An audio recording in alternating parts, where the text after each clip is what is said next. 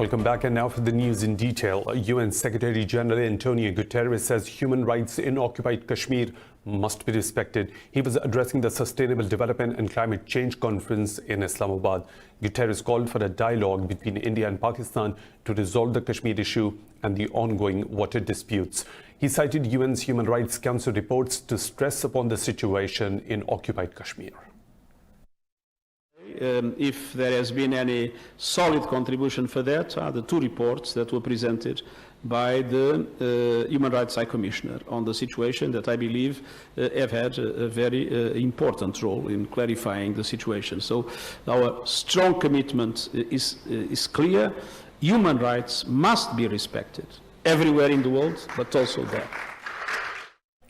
Earlier meeting with the Afghan refugees in Islamabad, Guterres has lauded Pakistan for hosting Afghan refugees. The UN chief said overall 2.7 million refugees are residing in Pakistan, with 2.4 million registered refugees affected by the Afghan war. He also lauded Pakistan's efforts to tackle climate change. In a related development, the UN High Commissioner for Refugees has lauded Islamabad's willingness to host those displaced by fighting in Afghanistan. Pakistan is one of the largest refugee hosting nations in the world. It's home to millions of registered and undocumented people who have fled recent decades of wars in Afghanistan. Regional Director for Asia, Indrika Ratwate, spoke of the current situation of refugees in Pakistan. The main challenge right now is to really continue to provide support to Pakistan in hosting them and the host communities, and also give access really to skills and education for the young Afghan population here. I think if there is a comprehensive peace negotiation which really brings about sustainable peace, which all the key stakeholders are striving to achieve in Afghanistan, many Afghan refugees will want to return home.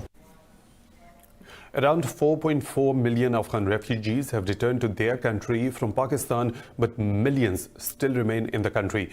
According to the UNHCR, Pakistan has nearly 1.5 million registered and over 1 million unregistered Afghan refugees. More in this report by our correspondent Isa Naqvi. The son of Afghans who fled the war in their country and took shelter in Pakistan. Shawali was born in a refugee camp near Islamabad. This small settlement just outside the city houses about 5,000 Afghan refugees. Wali says he will not leave Pakistan, even if he is given an option to return to what many would call his home country. I work in a close-by vegetable market. I have no wish to go to Afghanistan as I was born here. We thank Pakistan for allowing us to live here.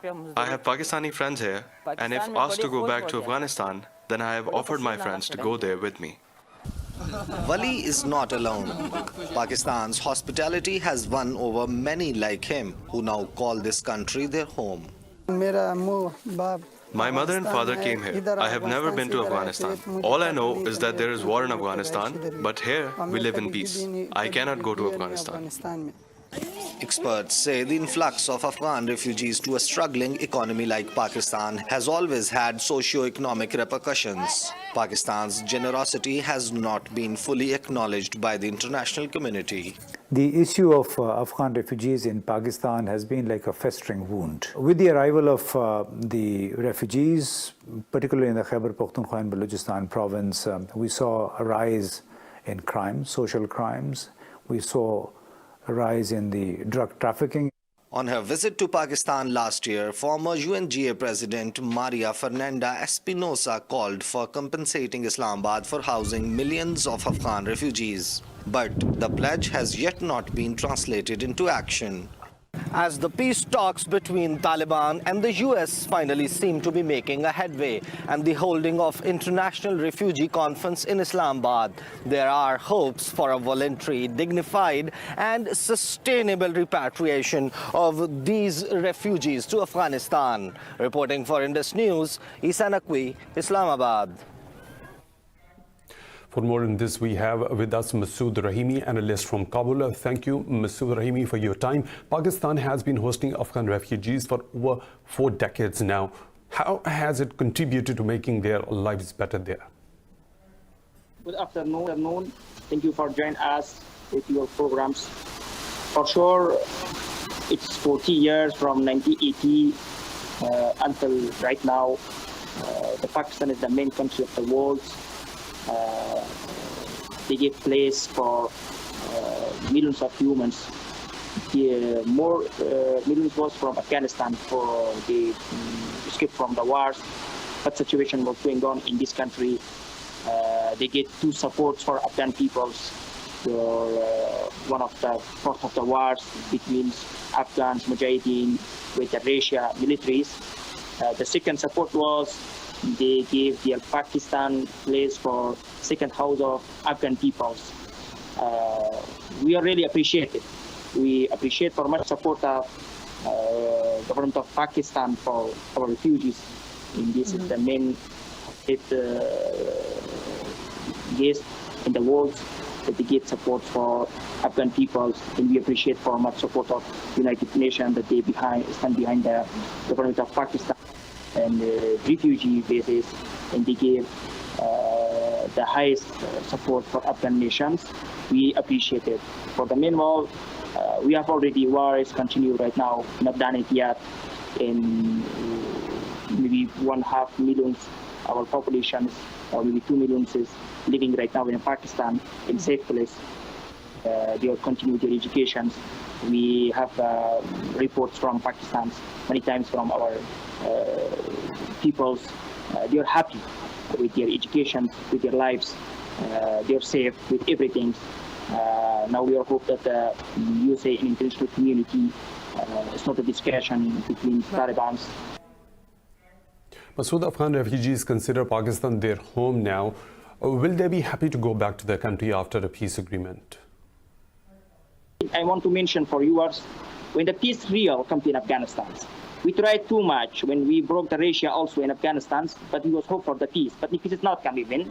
The Taliban again come to Afghanistan, and it's not for the wars, it was the bad situation for Afghan peoples.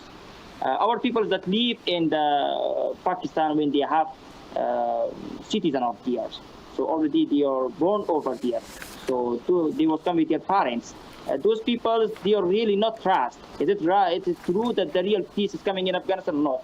For sure, if the real peace has come to Afghanistan, they will decide to come in their country, and they will be join or participate with their peoples or build the new Afghanistan for their lives.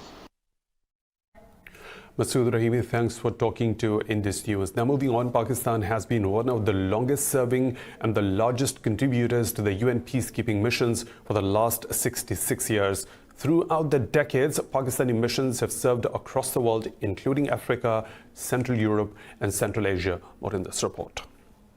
Pakistan deployed its first ever contingent in Congo in 1960, where it provided logistical support to UN troops. The country has since participated in 41 peacekeeping missions in 23 countries, with over 150,000 peacekeepers. During these missions, a total of 137 Pakistani peacekeepers have embraced martyrdom. Pakistan is one of the largest troop contributors, with over 8,000 peacekeepers, constituting over 9% of the UN's total deployment. Earlier this month, Pakistan's first female engagement team was awarded the UN Medal for its services in Congo. The 15-member team, including psychologists, logistic officers, and nurses, were awarded in South Kivu.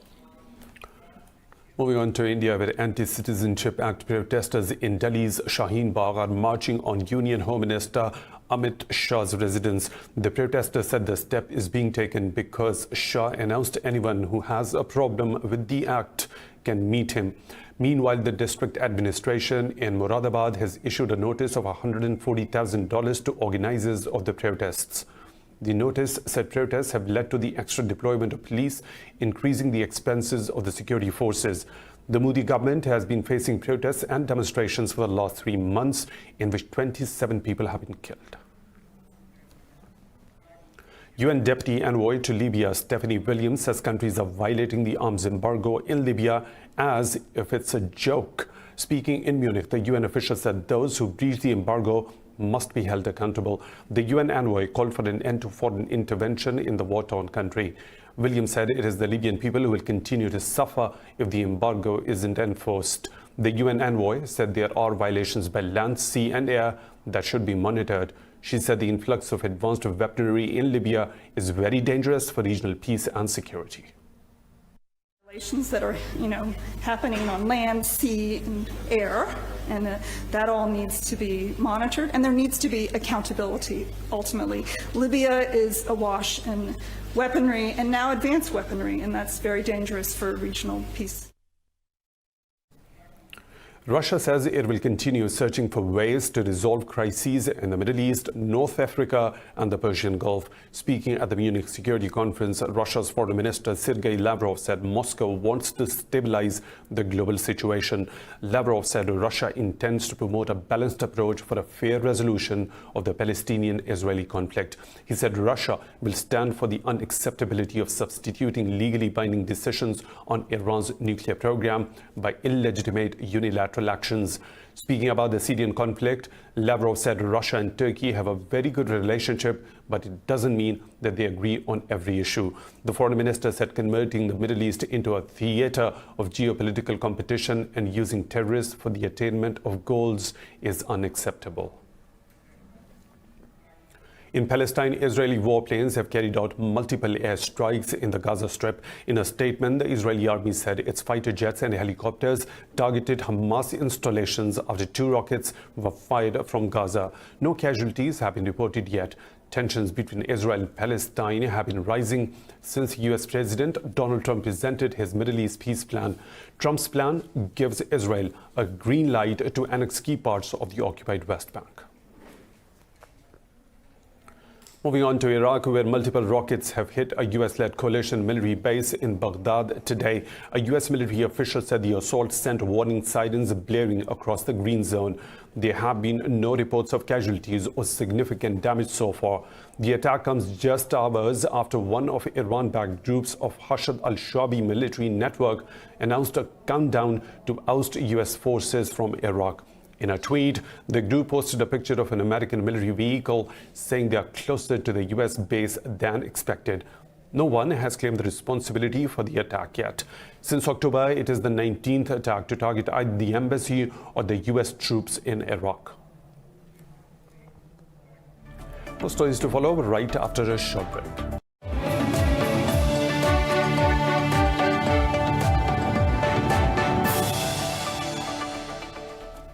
Welcome back. EU's top diplomat says the governments of the bloc must be willing to intervene in international crises. Speaking at the Munich Security Conference, Josep Borrell said Europe has to develop an appetite for power. He said the EU should be able to act instead of only making comments and expressing concern.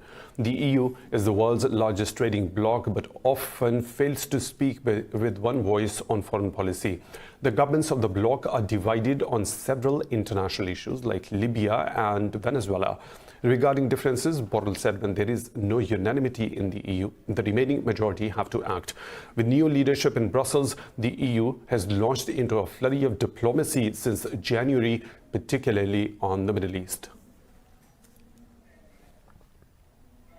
In China, 142 people have died in the last 24 hours due to the new coronavirus outbreak, bringing the death toll to 1,665.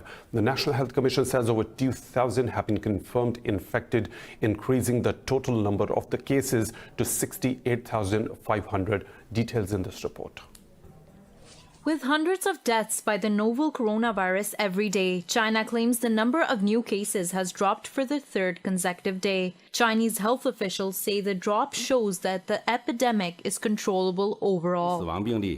There are 2,641 newly diagnosed cases of the virus, 849 newly diagnosed acute cases, and 143 new cases of deaths from the virus, of which 139 are in Hubei, 2 cases in Henan, and 1 case each in Beijing and Chongqing.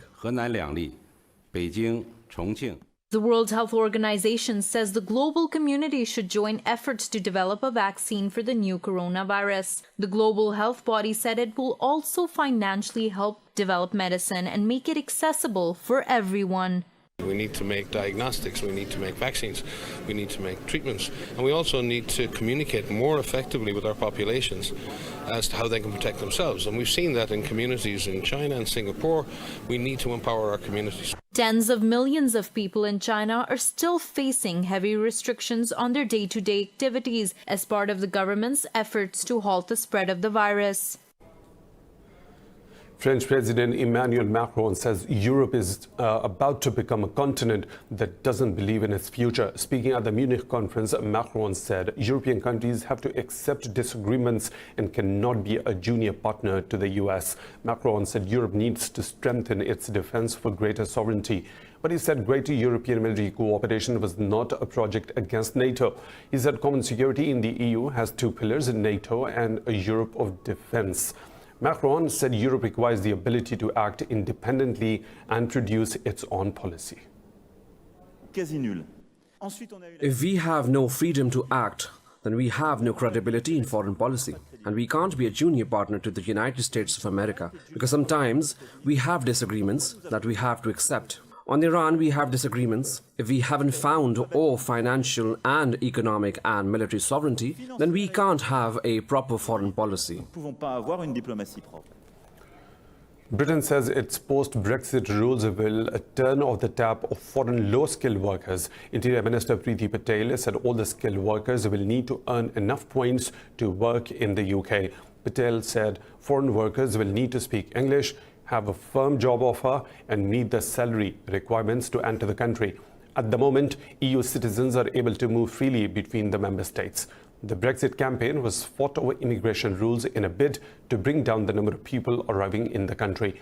This year, London and Brussels will negotiate the terms of the post-Brexit deal, which will come into force in 2021. In Nigeria, 30 people have been killed in attacks on two villages in the northwestern state of Katsina. Police said armed bandits burned 21 people to death, while 9 villagers were shot dead in Dankar and Sawa. Police said motorbike riding assailants made off with food and livestock after the attack. It said investigative teams have been deployed to the villages. Hundreds of people have been killed in northwestern Nigeria in robberies and kidnappings since last year. The death toll continues to rise as the African country struggles to contain militancy and gang wars. In Burundi, authorities have found over 60,000 bodies in 6 mass graves in Karusi province. Burundi's Truth and Reconciliation Commission said thousands of bullets along with the human remains from the graves were recovered. The commission chairman said clothes and glasses were used to identify some of the victims. In the country's 12-year-long civil war between Tutsi and Hutu ethnic groups, 300,000 people were killed by 2005. The state-run commission was set up in 2014 to investigate atrocities since the country's colonization in 1885 to the 2008 peace deal. The commission has mapped over 4,000 mass graves across the country and identified more than 142,000 victims who suffered violent deaths. Facebook says online harmful content should be regulated by using telecoms and media industries' existing rules. Speaking at the Munich Security Conference, CEO Mark Zuckerberg said Facebook has improved its countering of online election interference.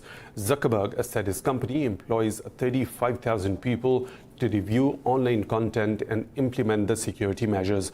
He said Facebook's automated technology suspends over 1 million fake accounts each day, and the vast majority is detected within minutes of signing up. I think that there needs to be regulation in at least 4 areas touching our company.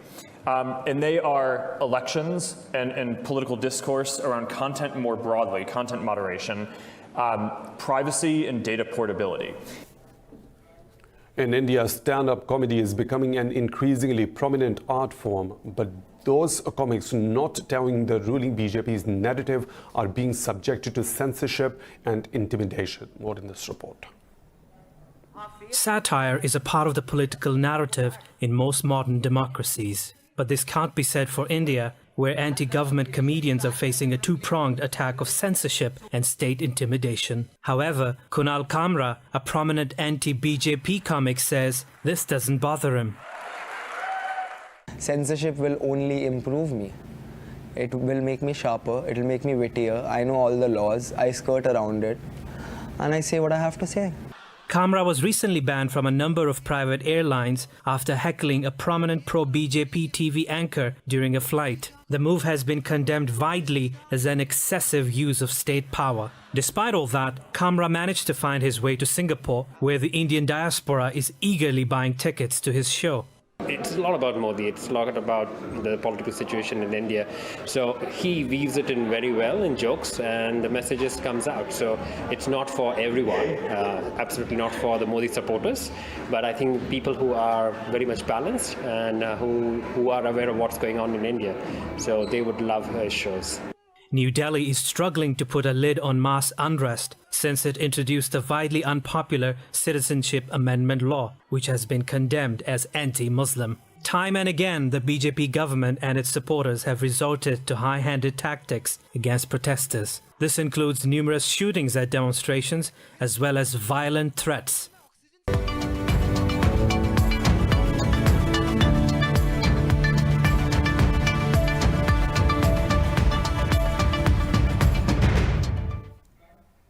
Libya's UN-recognized government says the country will face a catastrophic financial crisis due to the oil blockade by General Khalifa Haftar's forces. Libya's oil output has fallen sharply since 18th of January when the rival group started a blockade of oil terminals and fields. Head of the Government of National Accord, Prime Minister Fayez al-Sarraj said the losses from the oil shutdowns have exceeded $1.4 billion. He said the 2020 budget will face a deficit and will drop to its lowest levels. Sarraj said foreign backing for his rival Khalifa Haftar will only prolong the conflict in the country.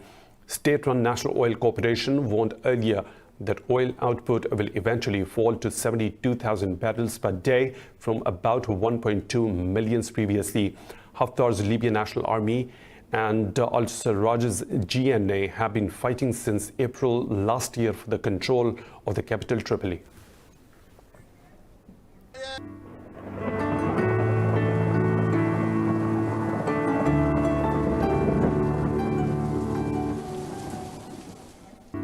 Another weather situation from around the globe.